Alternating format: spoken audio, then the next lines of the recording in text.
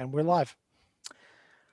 Okay, good evening, folks, and welcome to a special city council meeting.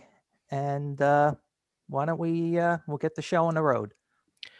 Good evening and welcome to a special meeting of the Council of the City of Long Beach held Tuesday, April 13th, 2021 at 7 p.m. We'll have a roll call. Councilmember Delury. Present. Councilmember Mandel. Present. Councilmember Treston. Present. Vice President McGinnis. Present. President Bendo. Present. Let the record indicate the presence of City Manager Donna Gaydon and Deputy Corporation Counsel Richard Barrios. We'll have a salute to the flag. And I'm going to ask Deputy Corporation Counsel Rich Barrios to lead us. All right, hands over hearts. I pledge allegiance to the flag of the United States of America and to the republic for which it stands, one nation, under God, indivisible, with liberty and justice for all.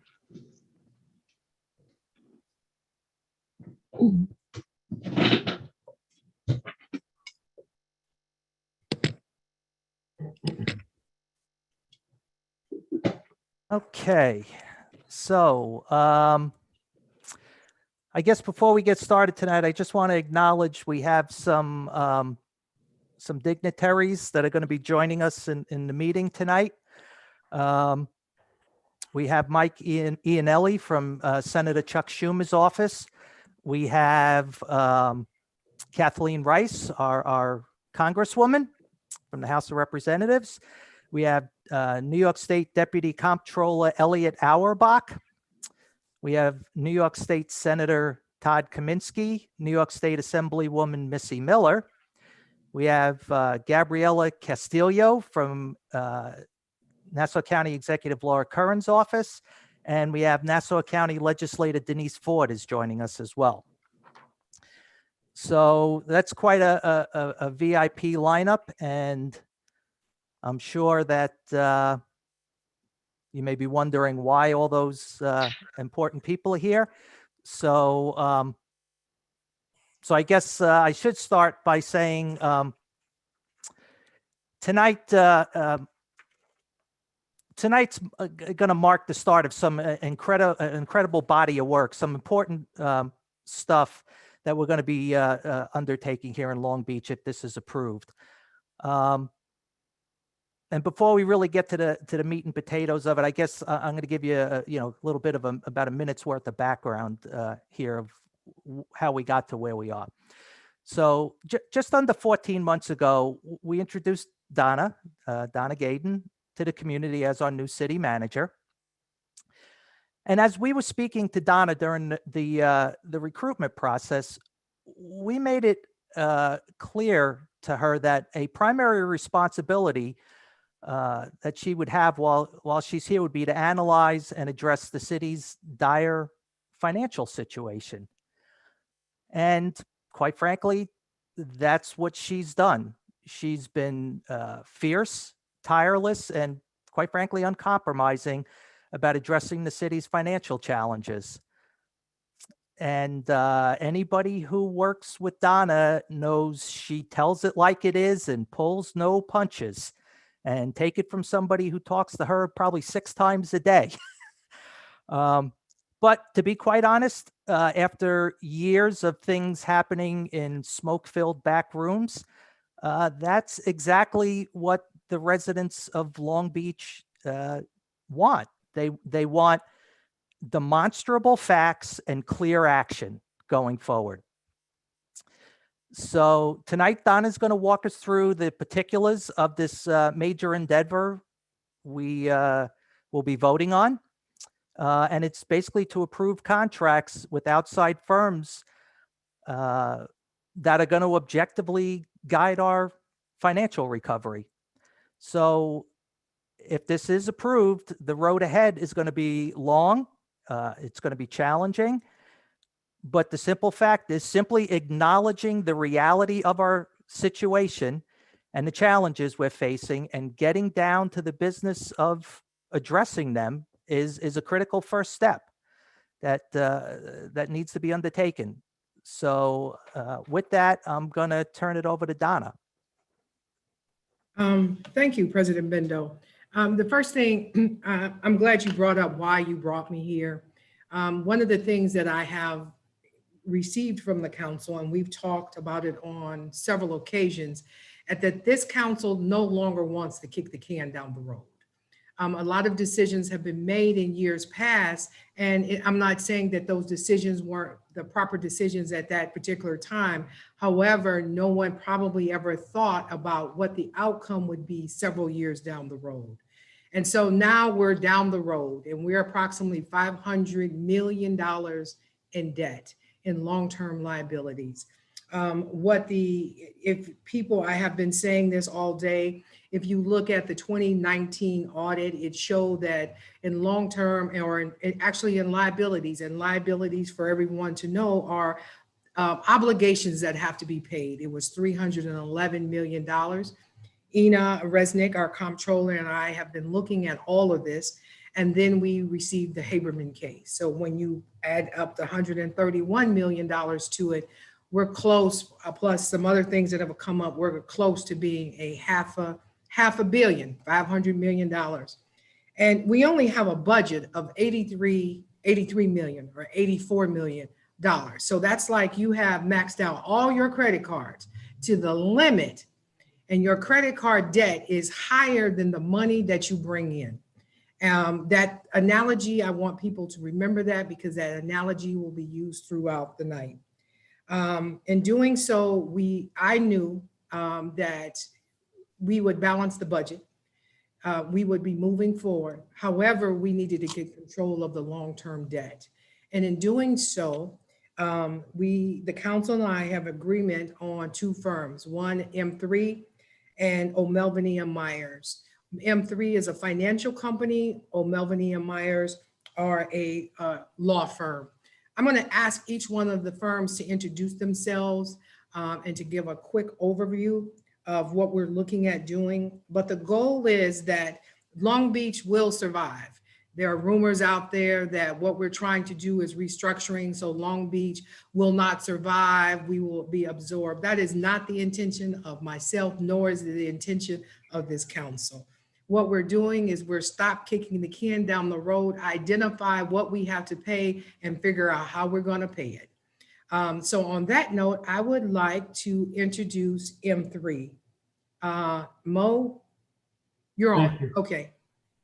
Good evening, ladies and gentlemen, and thank you for allowing me, thank you, Donna, for allowing me a few minutes to speak.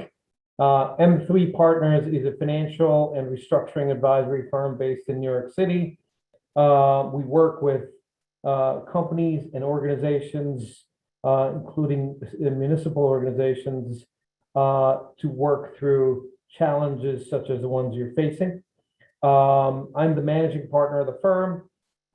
Senior professionals of my firm have worked on various restructurings from a financing standpoint, including the city of Detroit, various projects in Puerto Rico, and the U.S. Virgin Islands. I'm going to lead this engagement, and personally, I also sit on the board of NIFA, which is the National Interim Finance Authority.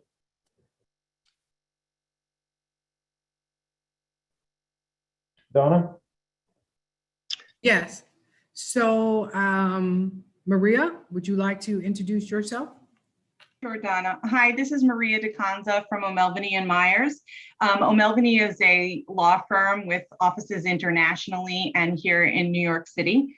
I'm a partner in the restructuring group at O'Melveny in the New York office. I'm also a lifetime Long Island resident. We in the restructuring group at O'Melveny have experience in many municipal settings and in corporate restructurings, where we advise clients on how to move forward and look at their liabilities and their assets and determine the best way to ensure that they are paying their debts as they come due and they have long-term viability and sustainability. We are currently working for the government of Puerto Rico. We represent the Puerto Rico Electric Utility and Water and Sewer Authority in their restructurings. And I worked with the city of Hartford a few years ago in their restructuring. We're very proud of O'Melveny as a group. Our restructuring group is creative, we're innovative, we're consensus builders, and we're very much looking forward to working with Long Beach. My partner, John Rapisardi, is on as well, so he could introduce himself as well. Hi, thank you, Maria. I'm John Rapisardi. I am the chair of the restructuring group at O'Melveny. I don't think there's much said as to what Maria just said about what we've done in terms of representing clients in restructuring matters, including the government of Puerto Rico, where I've been lead counsel for the last 5 years. And I've been in the practice for 40 years, representing a whole variety of companies in distress and also governmental entities. I've been involved representing the government of California in the PG&E Chapter 11 case. And I represented President Obama's Auto Task Force in the restructuring of General Motors and Chrysler. And as Maria said, we have a very well experienced team in terms of dealing with issues that the city is facing now. And I would say that we are very familiar with crisis situations and situations that need to be dealt with creatively and trying to minimize the time necessary to achieve a restructuring in the most efficient way possible. Thank you. Thank you. Was someone going to say something? Sure, Donna, I was just going to say that as you mentioned, it's Maria again. We at O'Melveny and M3, we're here to build on the work that Donna, the city manager, and the controller has done to get the city's finances in order. We bring to the table an independent outlook based on decades of experience in helping troubled municipalities and companies in these types of situations, and really looking at and exploring options for the city. In situations like this, those options include many things. There's no one path. There's not even one right path. We're going to look at what paths are available to the city and what the best way to proceed is. And that could be a refinancing or reprofiling of debts, negotiating consensual modifications, things to maximize revenues, including maximizing any county or state or federal aid or other resources that those entities might have for the city, and how to really use the revenues and the resources that the city has available to the benefit of the people of Long Beach. We are looking at all situations, and as I said, there's no one right path. If necessary, we could resort to an in-court option, but that's something that is a tool in the process, not a goal or by means only one path forward. We're not here with any kinds of preconceived notions. We want to look at the situation objectively and try to design a holistic solution for the city. Thank you, Maria. One of the things Senator Kaminsky has to get off. And so because he has been helping myself every step of the way and talking to the comptroller's office, I want to ask him to go ahead and speak because I know he has to hang up. Don, are you able to see and hear me? We can hear you, can't see you. All right, I got all dressed up for nothing. Just want to let the viewers and the residents of Long Beach know that the state has an important role to play here, ensuring that Long Beach has the funds to make these hires so that they can have the experts guiding them along this journey to figure out how to handle this massive debt. So what I've been doing is speaking with the State Financial Restructuring Board, which is an entity under the Governor's Division of Budget. Some of you may remember that a few years ago, they authorized the city to get grants of up to $5 million to help it with its continuing mission of becoming more transparent and financially solvent and on stable fiscal footing. I think that spending some of that money on retaining these top level experts is certainly a worthy goal. These shouldn't be one-shot expenditures, but should help Long Beach get on that firm footing. And that's what these firms have expertise in doing. First, handling the debt, figuring out how to do that, and then helping Long Beach figure out a financial plan as we move forward. And so it is my hope that this spring, the State Financial Restructuring Board will have a meeting. It has not met yet since the COVID pandemic, but we do expect it to have a meeting this spring. And we hope that one of the items that it will authorize is the state to be able to help Long Beach retain these experts by providing the funds to do so. I've had very positive conversations with individuals who work at the board about that, but of course it is that board's decision to make. They will have to have a public meeting in which to do that, and that is what we hope to be the result.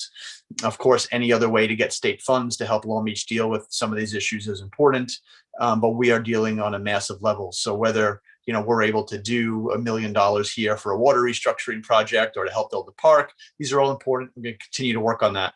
But this is of such a really gargantuan level that real professionals who've dealt with these crisis situations could be brought in to help advise the city. So the city retaining these services and confronting this head on is important. And it is my role to help try to provide the funds, one of my roles anyway, to help the city retain these experts. And I will continue to advocate as diligently as I can for that. And whatever the city needs to help get through this crisis, I hope to be a representative that could help the city along and help our residents come out with a stronger, more vibrant community. Because this is not only a community I represent, but also one in which I live and I'm raising my children. So I'm appreciate you allowing me to say that and having me here tonight. Thank you very much, Senator. One of the things that I do want to stress to everybody that's listening, there's a difference between the budget and our long-term liabilities. The budget, when we look at this, we are not looking to affect the budget in a sense where we're doing service cuts or we're doing layoffs. We're looking at the long-term liabilities that the city has. Shortly, the team will show a slide to show you what our long-term liabilities. So again, where people are saying the city is going to have a massive layoff, no, that's not what we're talking about. The city is going to start cutting services. That's not what we're talking about. We are talking about any type of long-term liability. President Bendo, did you want to say something before we continue? I think, well, now might be a good opportunity if any of our people from the other government entities that have joined us, if they have any remarks they'd like to say from the state or federal government or the county. I think Melissa Miller has a hand up. Missy Miller. Yes. Okay, yeah, sorry, I can. Yep. Can you hear me? Yes, we can. Okay, great. Obviously, I would like to hear more of, this presentation and exactly, I have the preliminary information, but I'm certainly interested in hearing what's to be said. And obviously, my role as Senator Kaminsky said from the state will be to do what we can to support this. The hardworking residents and taxpayers here are, innocent, and we want to protect their interests. We want to do what we can to make this work. Of course, I will do what I can to help that. And maybe I'll have more to say after I've heard the whole presentation. Okay, great. And one more thing, I do thank this board and certainly Donna for the mindset of not wanting to kick the can forward. I do appreciate that. Yeah, Sorry, Congresswoman Rice just got unmuted too. Hi, can you hear me? Yes, we can. Great. Well, thank you so much for including, Todd and myself and other elected officials in this call. I'm interested in getting as much information as possible because I want to be as helpful as possible. We worked really, really hard in the American Rescue Plan to make sure that there was state and local aid in that bill that can be used for COVID expenses and lost revenue. The money that the city of Long Beach is scheduled to get is just a drop in the bucket compared to the $500 million in liabilities that the city has.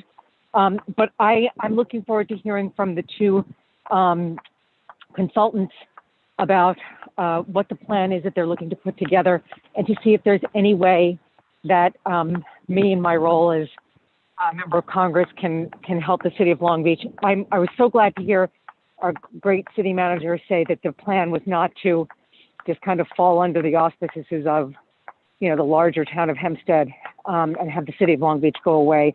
It's critical that we figure out a way out of this hole, and whatever I can do to be helpful, I'm more than happy to do whatever I can. And again, thank you for your invitation. And I will mute myself now and listen to all you smart people come up with ways to get out of this hole. Thank you. All right. Thank you so much, Congresswoman. Denise, did you want to say something?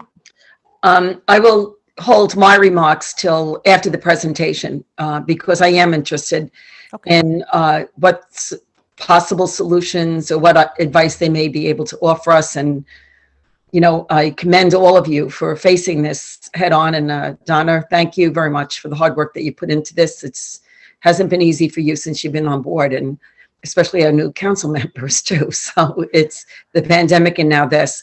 So I am interested to see how we move forward with this. And then I will probably comment afterwards. But thank you, John. Thank you for doing this. Okay. All right. So it sounds like people are sort of waiting for more information. So why don't we, Okay. why don't you Can continue turn it over on? to Mo? Yes, thank you. Thank you, Would you Donna. like Can the you hear me slides to okay? put up? If we can put up the summary of liabilities slide, Donna or Dave, that would be great. Okay. Give Dave just one moment. He's going to put it up.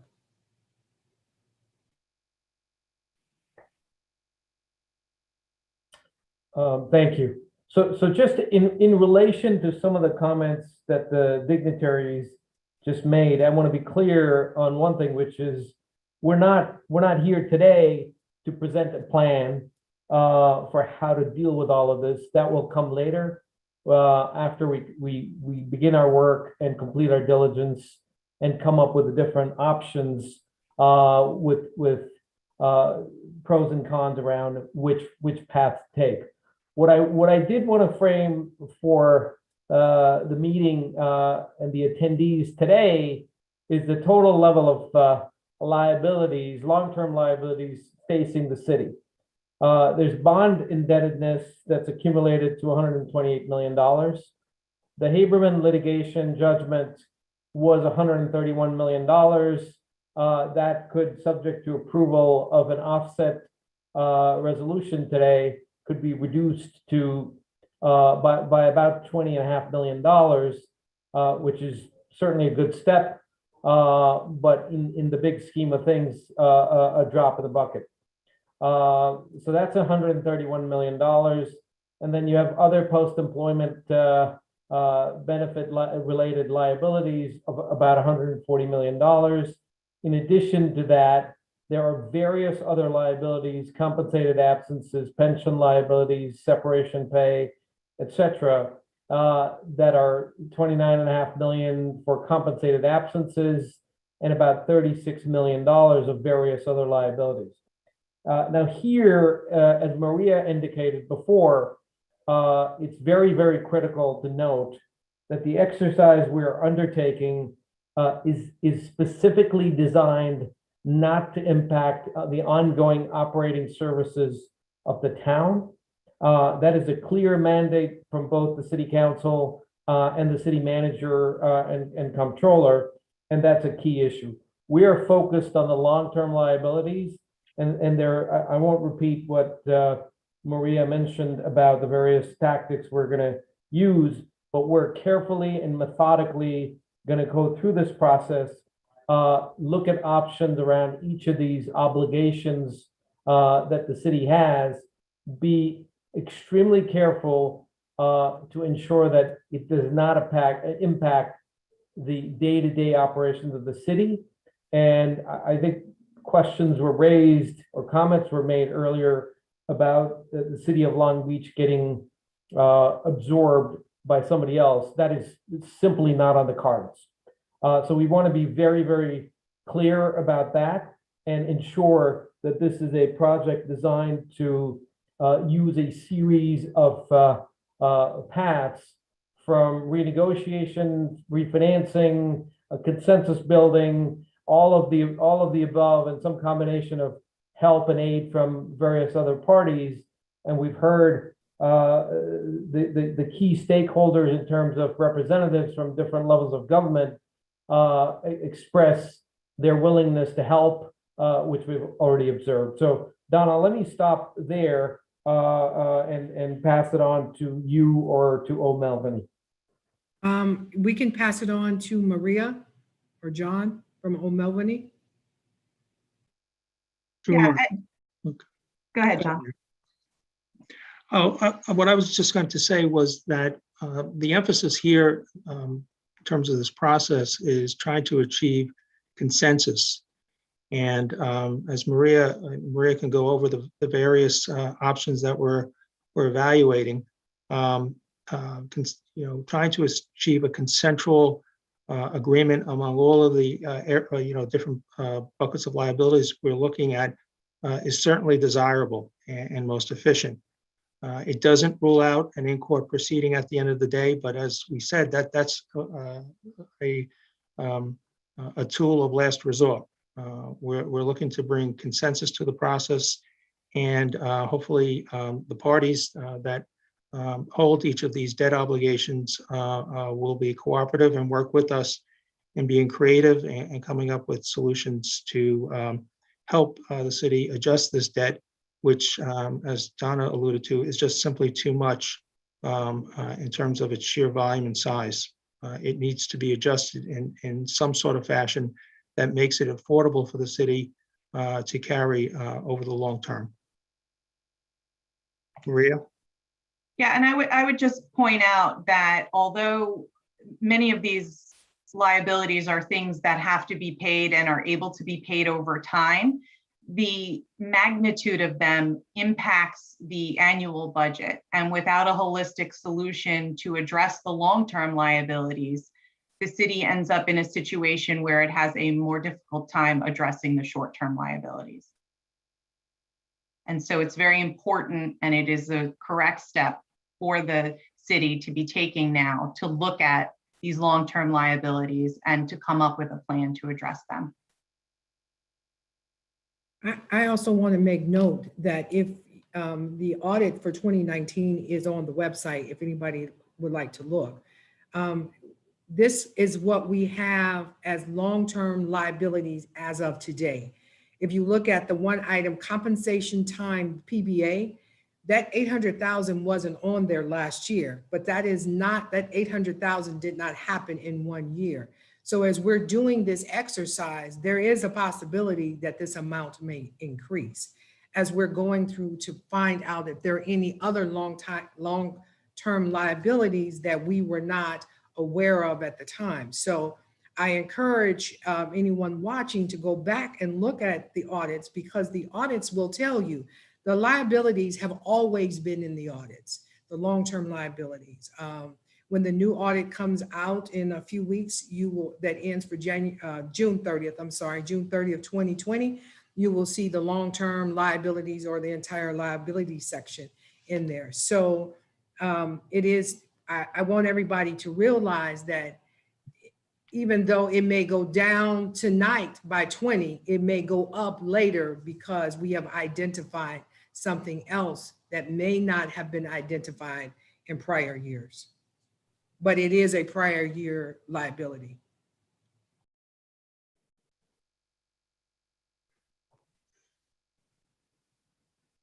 Okay, Mo, did you want to add anything else to this?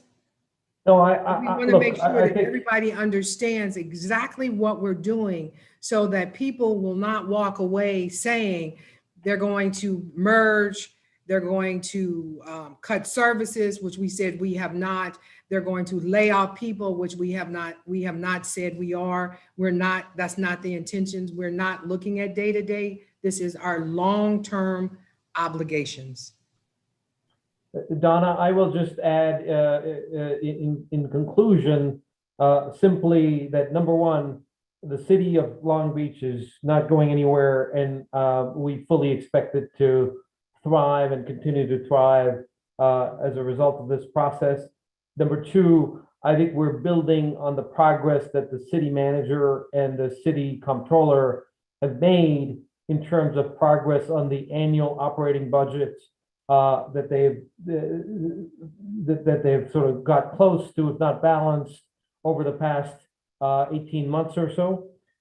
Three, this is an exercise that's focused on ensuring, as was mentioned earlier, that all of its long-term liabilities are dealt with responsibly and contractually and consensually in terms of with the counterparties.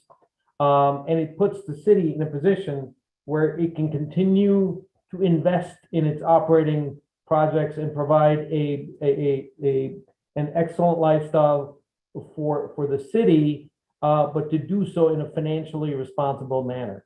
So we fully expect to be transparent as we work through this process and report in due course when we're ready. I just want to add to what Mo just said, that in addressing these long-term liabilities, it is sending a signal to the capital markets that the city has a plan, bringing on professional advisors to address how to deal with these liabilities going forward. Doing nothing is not the signal that you want to send to the capital markets, and by addressing them and coming up with a plan of action, as I said, sends that signal to capital markets, which will allow the city to have access to investment dollars coming in that will allow the city to grow and become prosperous for its citizenry. Yeah, and John, just to finish that thought, like I said, we're going to continue consider all of the options. As Maria indicated, bankruptcy is not what we are focused on today. I just want to be very clear. It is an option of absolute last resort. We're not foreclosing any tools that the city may have at its disposal.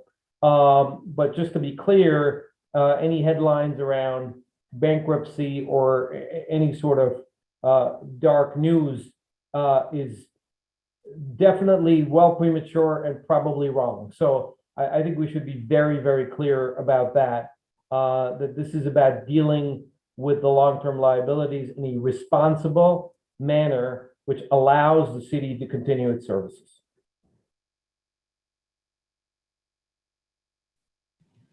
Okay, and then the last thing that I have to add is that in 2019, the city was #1 as the most fiscally stressed city in the state with a marking of 85. Unfortunately, we are still #1, but we are doing better. We dropped down from 85 to 77. So that shows that we are working hard to move in the right direction so that we could get off that list. And that is not something that we are striving to be #1 in. And this will definitely help us. At this time, John, I will turn it over to you for questions from any of the legislators. All right, and just I think one thing that's important to, two things probably important to point out, that drop in our fiscal stress score from 85 to 77, you were only here for 4 months of that time. So you got us down 10% in 4 months, your first 4 months here. So that says something. The other thing I think it's worth pointing out is until a few days ago, our debt was actually $600 million.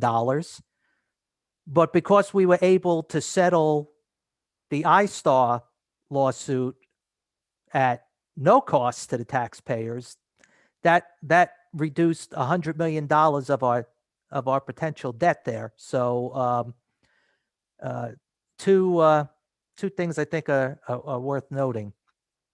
Thank you, John. But I work with a team of people, so I'll take your comment back to the team.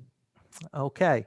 So with that, I guess I'll offer again any of our dignitaries if they have any additional comments they'd like to make now that they've seen a little bit more of the information. Again, this is not the solution. This is the work to come up with the solutions.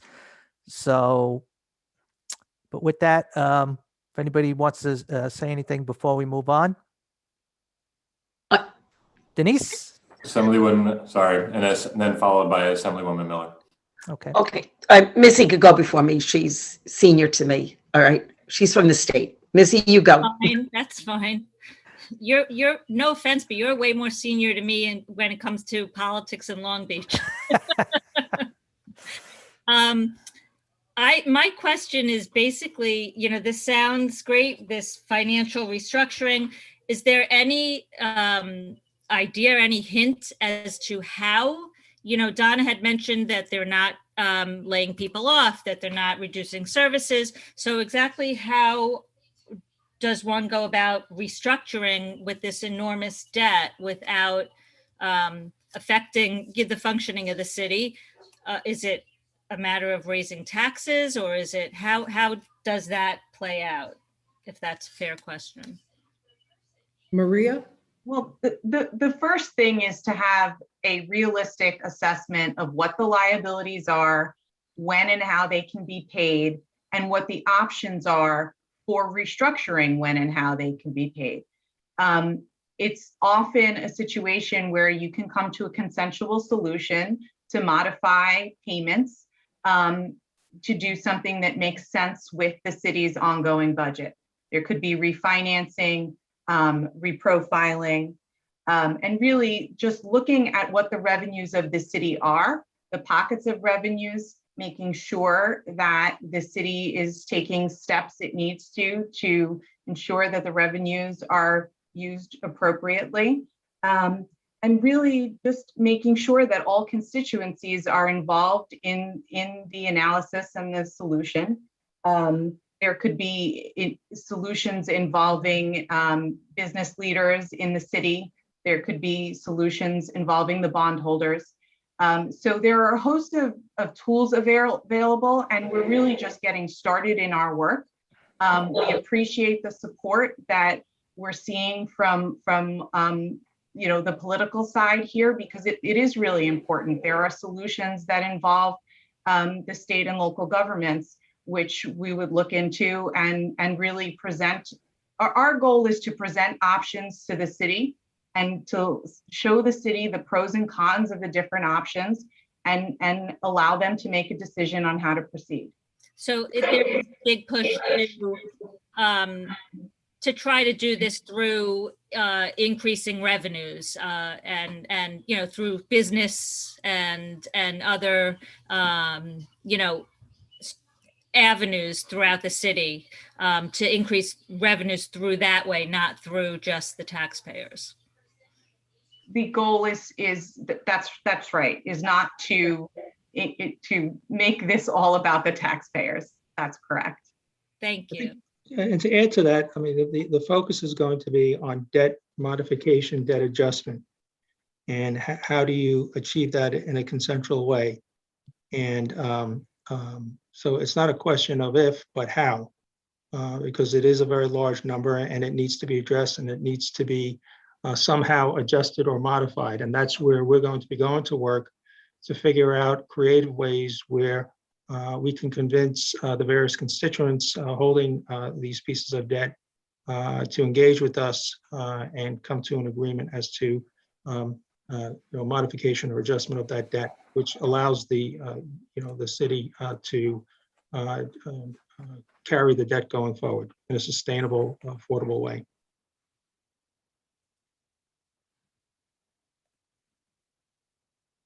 Okay, Denise, did you want to say anything? Okay, sorry, just a few. Missy covered a lot of the stuff that was within my notes. But how long do you, Maria, how long do you anticipate that this would take? Is there a time limit or is it open-ended? We're hoping to move quickly and to have some analysis for the city in the short term. Okay, so, and then obviously then you do look back at past practices that the city had participated in, to look to see how we got here? Or do you just take it from here and then move forward? Well, it's a little bit of both. It's important to know how we got here to avoid getting here again. So the analysis will involve more of the go forward, but we do need to understand what the inputs were that ended up in this situation. Okay. And, Senator Kaminsky had mentioned, and I remember like a couple of years ago with the payouts that we gave, that I guess started a lot for us, a lot of this, but that the state had offered $5 million to the city of Long Beach to do audits to take a look at, their financials. I'm wondering if, when he said about that this may be able to help pay some of the fees for this, is that something that, am I reading this correctly, or did I misunderstand what he said? This is Donna. You read it correctly. I have been working with the state since I've been here. We send them the budgets. I talk to the financial restructuring board. I think it's Tim Ryan, at least once a month. Okay. And so we're looking to see how they can maximize, how they can help us. Okay.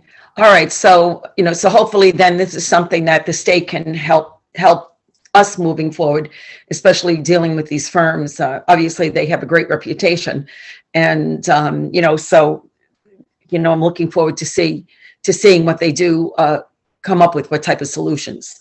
So, and then my last, and I guess, so then they would also look at, when we look at the debt and whatever they can restructure, to hopefully maybe look to see from other sources. I mean, I know that Congresswoman Rice had said, the federal government could give some money, but I'm hoping that maybe they can also help us look, maybe they could find other places where we can secure funding under different, different titles of funding sources. So in order to help alleviate some of this debt. So, but good luck with everything. This is, it's a big moment for the city. And, I'm looking forward to hearing what they have to say. And I hope for the best for everybody. Okay, but thank you. Yes, we will look at all potential other sources of funding, financing that can help alleviate the problems here. Right, and Mohsin, that like even with the county, we have the NIFR board, and they've been helpful in helping to restructure and doing some creative things also with the county. So hopefully maybe there's something that you might be able to take a look at and say, whoa, we never thought of this, and maybe this is something that we can use to help the city. So, all right, thank you. Exactly, thank you.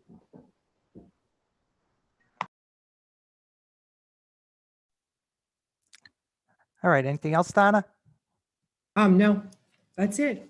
Okay. And I guess I'm probably stating the obvious here, but we're entering silly season here in Long Beach, or sillier than usual. We have an election coming up, which means you will see every kind of weird distortion humanly possible about this on social media.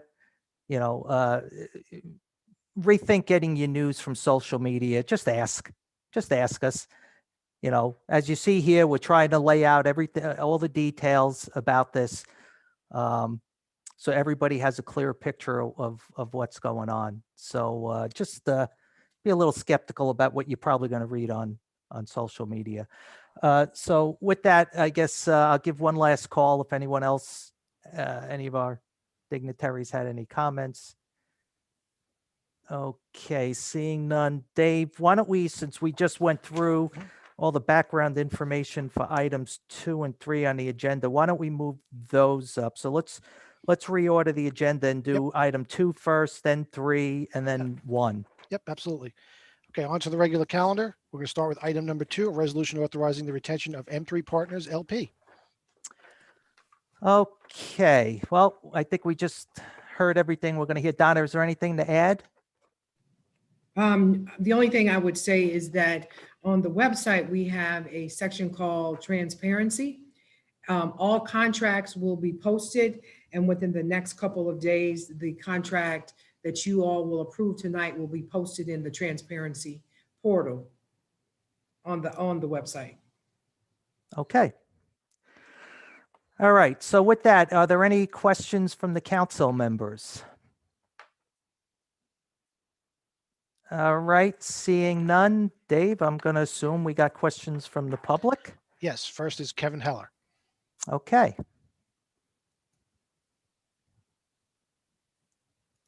Hold on one second.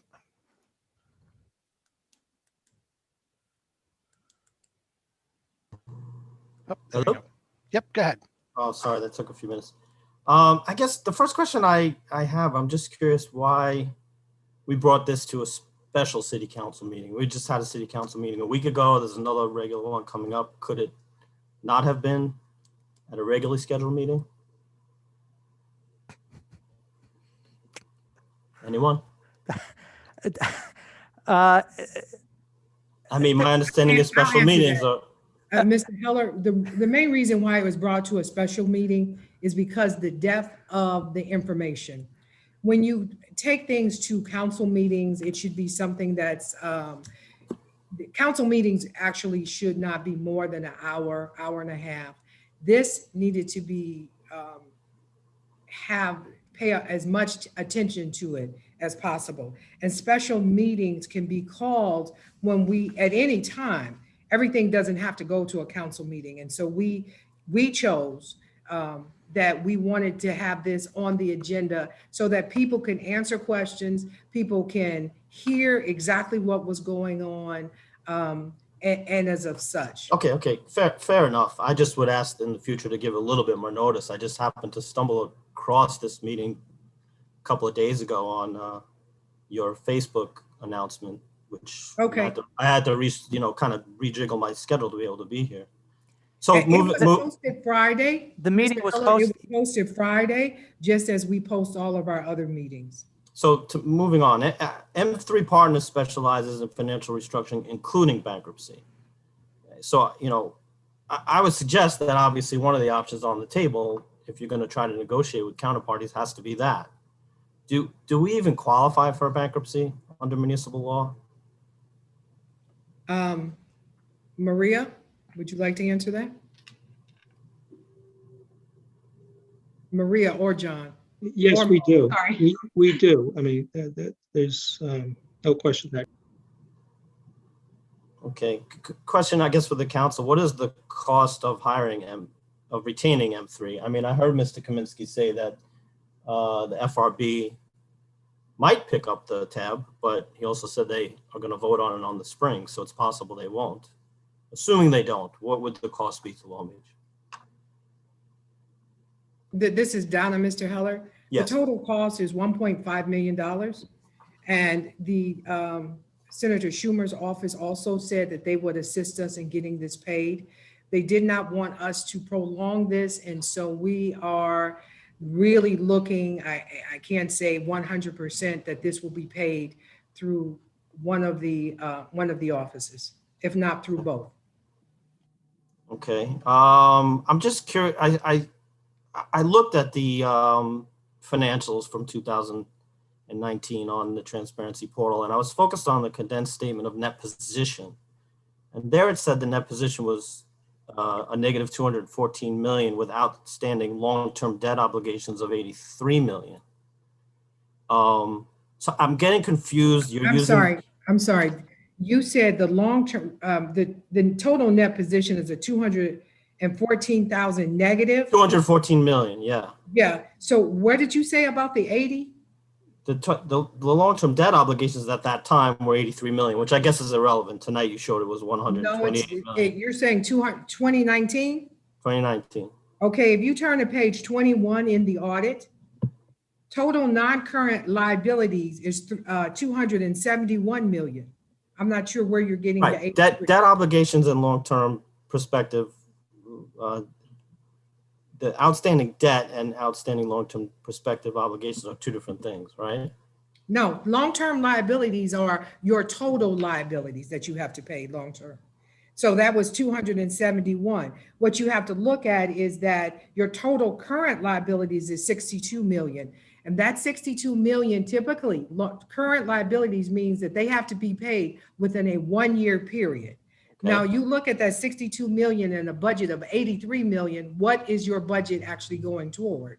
And so of that, you got 271 million in non-current liabilities, and those are paid out over time.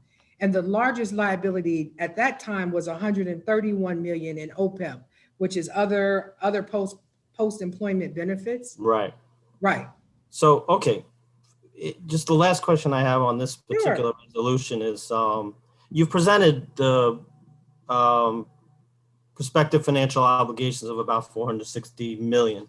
But yes, over that time period that you calculate those obligations, what is the expected revenue? well, the revenue comes in as the budget, and if you like, Mr. Heller, you can come in and meet with Ina and I. We can go over it. The revenue that comes in based on the budget. So, for example, if we say that our budget expenditures is $83 million, then that means that when we balance the budget, the revenue is $83 million. So our liabilities, those long-term that become current, have to be paid out of that $83 million. That's where the problem comes in. But I understand that. But if you say, when you do an analysis of where you are, your financial position, right? You say of 460 million in prospective financial obligations over some time period. You didn't present what that time period was, but each one has a different time period. So if when you had, it will tell you in the notes, each one, what the total time period is that each one has to be paid back. Yes, but can you say, if you told me we have 460 million in prospective financial obligations over X time period, but we have $460 million in prospective revenue, I would suggest we don't have a financial problem. So what is the financial? So where do you get what is the revenue projections over that period? So I guess where I'm confused, Mr. Heller, is that where do you get, we got 464 million. First of all, like you presented that tonight. No, that's not what we didn't talk about. $464 million in revenue. No, financial obligations. That's money that you have to pay. I'm asking you what the revenue is that would offset that. But the revenues go to pay for the budget and to fund the budget. The question is not what the revenues are over the period that these liabilities have to be paid. The question is, what are the available revenues after paying for the city's services during that period of time? That's your time, sir. Right. And so that is part of the analysis that's being done in connection with this process. Yes, just to add to that, the $83 million is the annual gross revenue for the city. And there is. That is what I said too, that it was $83 million. Right. So in it, that goes to pay for all the services and obligations that the city provides, and then there's some portion left over for debt service, including both principal and interest. And when you layer in, just Mr. Heller, a judgment of the magnitude of $111 to $130 million on top of that, which is an immediate issue, that obviously, to give you some perspective, even leaving aside some of these other issues, which were significant in 2019. So I think the point of this exercise is to really go back and say, when you add in the $83 million of revenues, deduct what the ongoing operating expenses are for the city.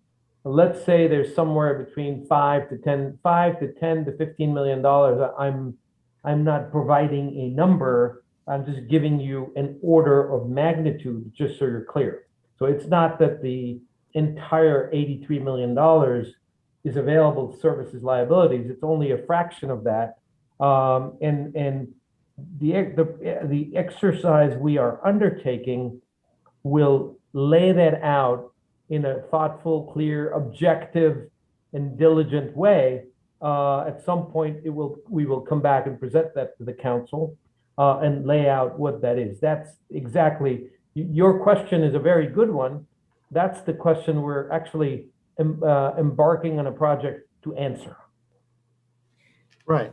And that I mean- what I would suggest, team, is that when we present, we need to present so that non-financial people can understand the finances. Mr. Heller's question was a good question, but thinking it from financial terms, we have to make sure that the non-financial people realize that when you see the long-term debt, that doesn't mean that if we're bringing in revenue every year, that that's going to pay that debt down. No, all due respect, I have an MBA in finance. And, Okay. And what you've presented to me is one side of the equation. That's all I'm trying to get at. You've presented the obligations, but, you know, for example, I'm seeing real estate prices are at all-time highs here in Long Beach. That has to imply that your tax base is going to go up. Is that enough? Is that enough to? Okay. Mr. Heller, your time is up. Thank you. Okay, thanks. You'll have an opportunity again on the next one. I'm sure you'll be back.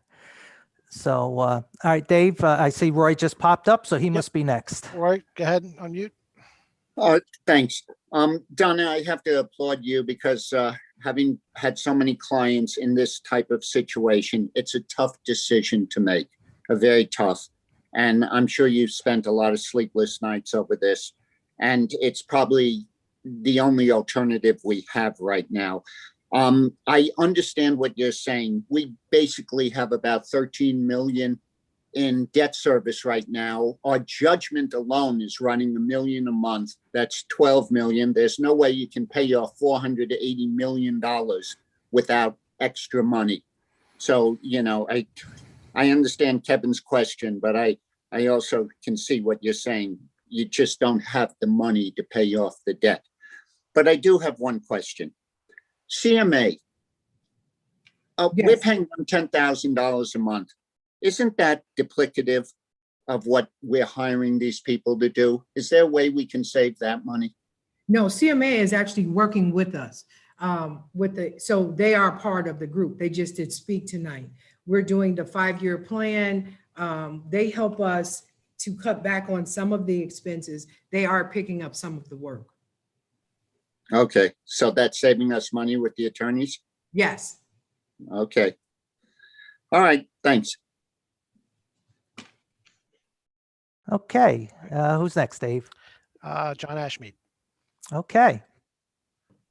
Go ahead, Mr. Ashmead. Actually, at this point, I sort of forgot my exact question, but, you know, I guess my thoughts are this, is that, you know, there have been misrepresentations about the true financial condition of the city for as long as I've been paying attention, which started with Kevin Heller 10 or 12 years ago, maybe 13 years ago. And each administration has promised to tackle the tough issues and then at best done some work on the margins while not tackling anything serious. Instead, what they've done, as Kevin knows, is every year borrowed more money to pay off the shortfall in the budget. So I think it becomes pretty abundantly clear that we do not have the revenue base now, or everyone's taxes would have to go up dramatically to make any dent. And then we were hit with this Haberman judgment, you know, which is from an action going back 3 decades and legal errors made 10 years ago.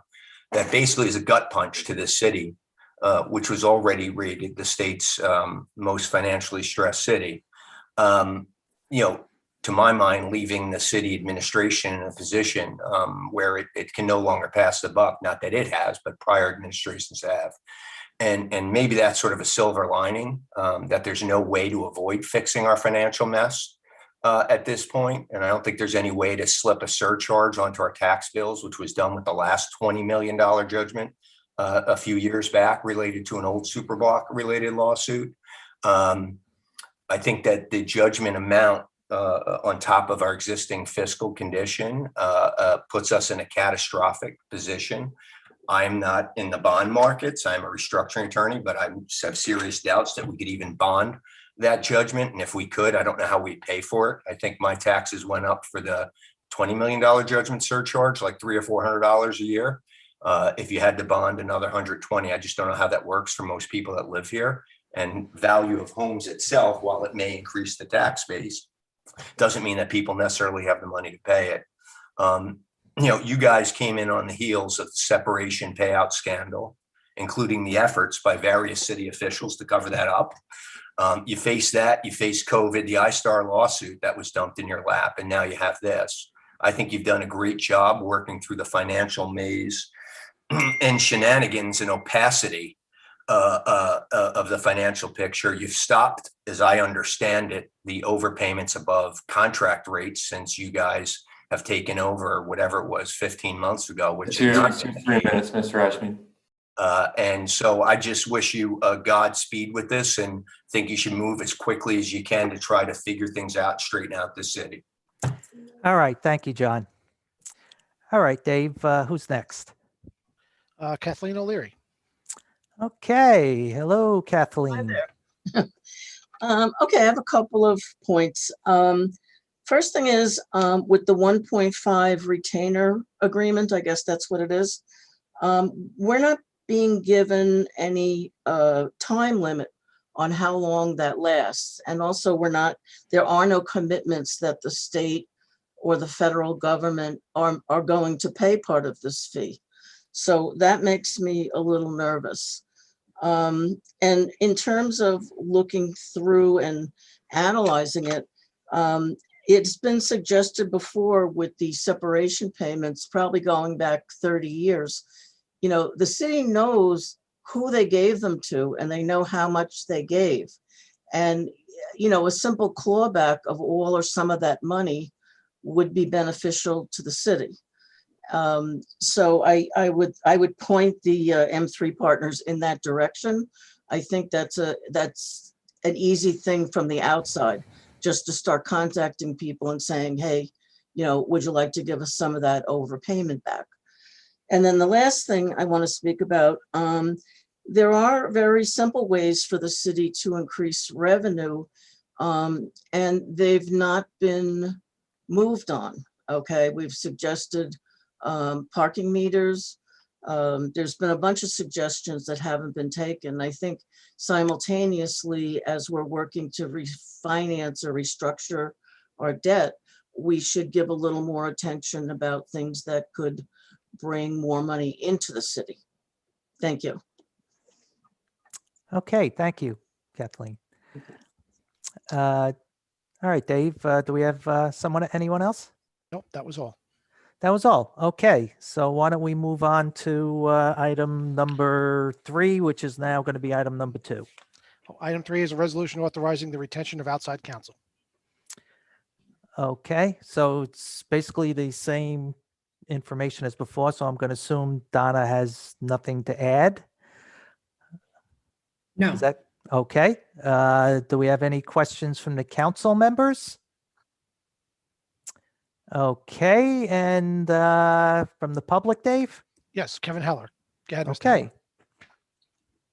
Yeah, it's kind of a repeat question, but what is the cost to Long Beach to retain O'Melveny and Myers? Donna? Could you repeat that, Mr. Heller? The cost to retain O'Melveny and Myers. The total cost for both companies is 1.5. Oh, okay. So I wasn't clear on that. I wasn't clear on No, that. I'm sorry. You know what? I did make it clear earlier when I said 1.5 and we were talking about M3. It's for both. Okay. My understanding of a potential Chapter 9 filing, and I did imply before that that has to be one of the options if you're moving down this road, requires sort of a good faith filing.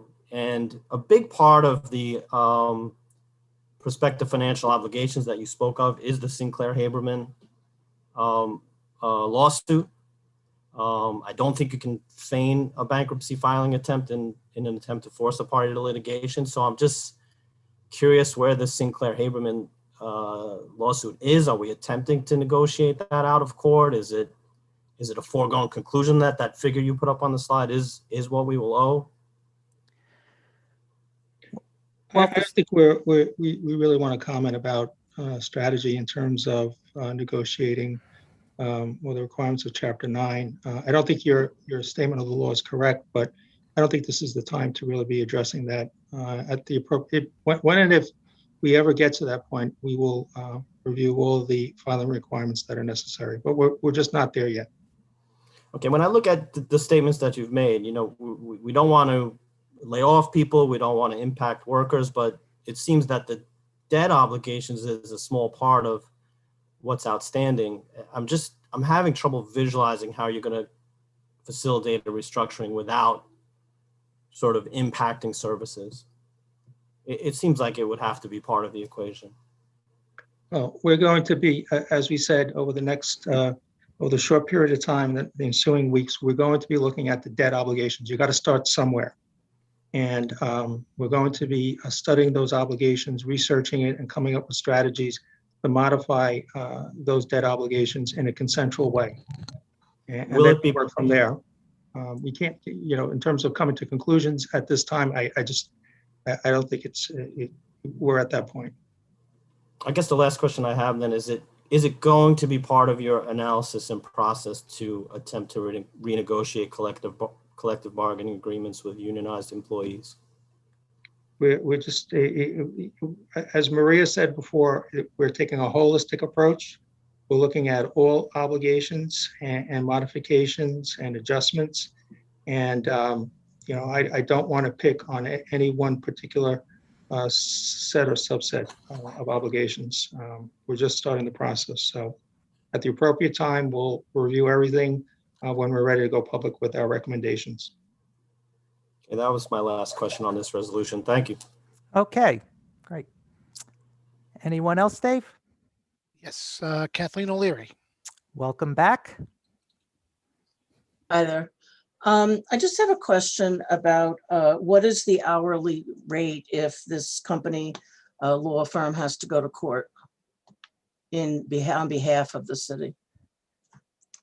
We have a cap limitation on our fees. So the hourly rate really is not relevant. There is a time limit on our retention. Which is what? I believe it's 3 months. Oh, 3 months? Yep. Okay. So there's no separate charge if you have to litigate? No. Okay, thank you. Okay, anyone else, Dave? That was it. That was it. Okay, let's move on to the next item. Okay, going back to the beginning of the calendar, item 1 is a resolution authorizing the settlement of the offset issues in the Haberman litigation. All right, I'm going to assume that's Mr. Berrios. That would be correct. Good evening, everyone. I'll be brief, but to the point. As everyone knows, because we've discussed it a bunch during this special meeting, there is a judgment against the city in the Haberman litigation. What this resolution purports to do is that the attorneys have gotten together. We had a separate inquest scheduled from the original Haberman judgment, right? So if you recall, the Haberman judgment declared the city was liable for 131 million and change, but also ordered a separate inquest be held to determine what offset the city was entitled to in the Zander litigation. The Zander litigation was a related litigation that settled before trial. So back in November, when we had our inquest, Zander was scheduled to also move forward simultaneously, but they settled before they went to trial for 25 million. So the judge in this case basically said, you're going to have a hearing to determine how much of the 25 million you're entitled to, because I don't know how much that is at this point. So attorneys got together and have agreed upon $20.5 million as an offset without setting foot in the courtroom. Needless to say, with I guess with the interest running on the judgment itself and the cost of actually conducting the hearing with with attorneys left, right, and center, it's our recommendation that the council pass this resolution authorizing us to settle the offset issue for $20.5 million. Okay, are there any questions from the council members? All right, seeing none. Dave, do we have any from the public? Yes, Roy Lester. Go ahead, Roy. Okay. Rich, just one question. How does that affect the interest that's already accrued? Well, what it does is it just basically chops off 20.5 off the final judgment, regardless of whatever that final judgment is. Naturally, litigation moves forward, right? The notice of judgment and entry has to come in. and the legal procedures have to follow from there. So what I'm trying to figure out is the interest that has accrued. So our judgment will now become a $111 million judgment? And Well, the interest that was running will only be on that? I imagine that would be a point of contention later on, but the city's position right now is it's 20.5 off the top. No, I know, but we've run $1 million of interest a month. And so the 131 is right now a lot more than that. It's like about 140 or something. So I'm wondering, is the 20 taking off the 140 or is it taking off the 131? Whatever the final judgment's going to be, Roy, is what the 20.5 offsets. Okay, so we don't know. All right, thanks. No problem. Okay. Okay. Anyone else, Dave? Yes, Kevin Heller. Okay. Go ahead, Mr. Heller. When was this offset agreement reached? I guess that's for Mr. Barrios. What do you mean by when was it reached? I'm sorry. Was it a week ago? Was it yesterday? This was a matter of days. Okay. That's all I have. Thank you. Okay. No problem. Dave, anyone else? Nope, that was it. Okay. So let's move on to the voting. Okay, on to the voting portion. So item 1 is a resolution authorizing the settlement of the offset issues in the Haberman litigation. Will introduce and move the adoption of this item. I will. Second, I will. voting, Councilmember Delory, Yes. Councilmember Mandel, Yes. Councilmember Treston, Yes. Vice President McGinnis, Yes. President Bendo. Yes. Item 2 is a resolution authorizing the retention of M3 Partners LP. Will introduce and move the adoption of this item. I will. Second, I will. voting, Councilmember Delory, Yes. Councilmember Mandel, Yes. Councilmember Treston, Yes. Vice President McGinnis, Yes. President Bendo. Yes. And finally, item 3 is a resolution authorizing the retention of outside counsel. Will introduce and move the adoption of this item. I will. Second, I will. voting, Councilmember Delory, Yes. Councilmember Mandel, Yes. Councilmember Treston, Yes. Vice President McGinnis, Yes. President Bendo. Yes. We'll make a motion to close the meeting. I will. Second, I will. voting, Councilmember Delory, Yes. Councilmember Mandel, Yes. Councilmember Treston, Yes. Vice President McGinnis, Yes. President Bendo. Yes. All right, folks, since this is a special meeting, there's no good and welfare tonight. So thank you for joining us. And we will see you at the next meeting. Everyone have a good night. Oh, and by the way, just a reminder, this Saturday behind City Hall is the STOP program.